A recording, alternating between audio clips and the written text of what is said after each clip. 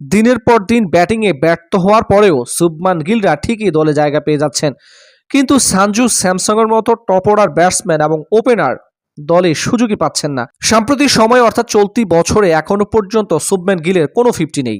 14টা innings খেলেছেন, 3টি ইনিংসে তিনি 30+ রান করেছেন। সঞ্জু স্যামসং এবং শুভমান গিল ওপেনার হিসেবে যদি দুজনকে কম্পেয়ার করা হয়, এখনো পর্যন্ত সঞ্জু স্যামসং 17 ইনিংসে ওপেন করেছেন, যেখানে 32.62 করে 522 রান করেছেন। অপরদিকে শুভমান গিল এখনও পর্যন্ত 35টা ইনিংস তিনি ব্যাটিং করেছেন, যেখানে 28.03 করে 841 রান করেছেন। দুজনের স্ট্রাইক রেটটাও আকাশ পাতাল পার্থক্য, যেখানে সঞ্জু স্যামসংয়ের স্ট্রাইক রেট 178.70, সেখানে শুভমান গিলের স্ট্রাইক রেট 140.03। এখনও পর্যন্ত ওপেনার হিসেবে আন্তর্জাতিক টি-20 ক্রিকেটে ভারতের হয়ে সঞ্জু স্যামসং 3টা সেঞ্চুরি করেছেন 17 ইনিংসে এবং একটি 50 করেছেন। অপরদিকে শুভমান গিল একটি মাত্র সেঞ্চুরি করেছেন 35 ইনিংসে, 3টি করেছেন 50।